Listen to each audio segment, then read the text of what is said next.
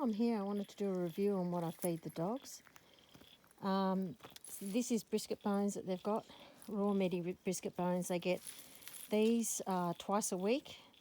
They get the thing I have trouble getting my hands on, which I really love, is the meaty soup bones, because those bones take longer to crush through. They've got, you can see he's got one here.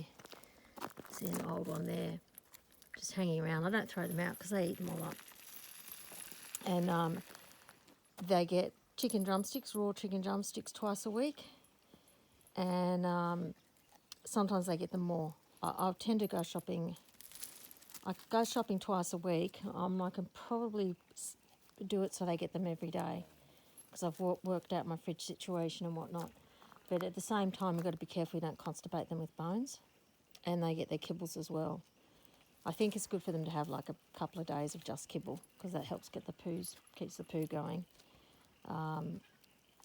Yeah, Henry's eating his, and yeah, I don't do much on the dogs, because I've had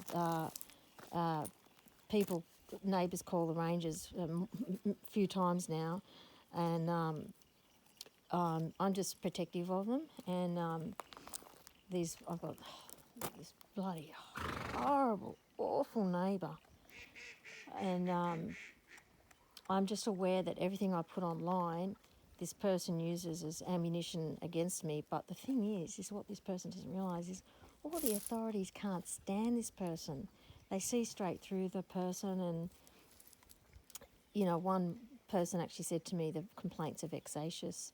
So the person's actually kind of been doing me a favour, but I just don't need the hassle, and neither do the rangers. And the rangers, I had to give the rangers documentation. I've got to put signs on the gates and stuff like that. Take the advice of the rangers to keep the gates shut and put up monitoring systems and stuff like that. So, if anything, the person's just made their own lives harder. And in a way, they've kind of made my life easier, because everyone's been trying to help me, because they know when a complaint's vicious, and when, they know dogs, and they know the dogs that have good care and everything, and they're getting trained every day. You have to train your horses and your dogs every day within your interactions with them. I'm going to go and take a bit of video of Henry now. He just came and got one of his bones. Slinky's very good at stealing his bones.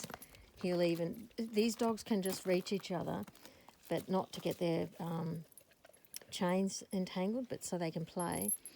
And yeah, I feed them after I feed the horses and after I fix up the cats. Yeah, we've got cats. I don't put the cats in at all, because I just, as I said before, this neighbour's just a piece of garbage, and I just figure less known about what's going on here, the better. But at the same time, I know there's a lot of people that love us and enjoy sharing our lives, and you've watched Henry since he was 7 months old. Look at him now, he's a good boy. Yeah. And they're now outdoor dogs, and they've got their kennels. That makes my life easy, to be honest. I haven't usually had outdoor dogs, but it's a different environment, the rural environment, and it's just too messy with all the mud and stuff coming in, and the horses are in the background. We took down Elsa's special fence, so they'll get some kibble to go with that as well, and they can munch on the kibble overnight. He's taken it into... He doesn't like me following him around. And so, yeah. So he's quite happy now. He's got the horses, and see, I only gave him that after. So he knows his place. He's got to wait. He's got to wait till I do everything else. I think that's a wombat that dug that hole, by the way. Because when that was dug... Oh, he's dropped his bone. I might have to go and rescue it for him. That was dug when he was chained in a position that he couldn't reach it. And I think the wombats come in and a few digged and then left, realising it wasn't the best place to build a house. So how are you guys all going? Yeah, they're all good. They're all happily munching away, aren't you? I know. This little pony does so well. She's a good keeper, and so is Halo. Because they go right up to the ridges there, that tree line in the background. They go up there every day and browse, the two of them. And graze on all sorts of things. And poor Ruby, she's low horse here. I'd be tempted to let her go in with the older horses, but then she'll push them around, you see. So I just need to give her, make sure she gets special attention and make sure she gets enough food. See, it's all right, Banjo's high horse and he's the thinnest of the herd, so that's kind of good.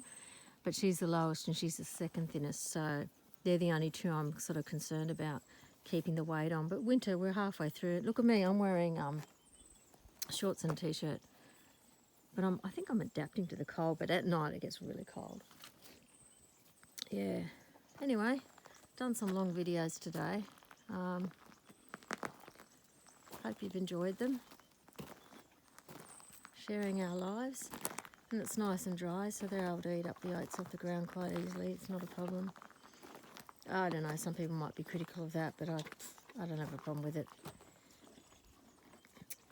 Okie dokie. See you, Banjo.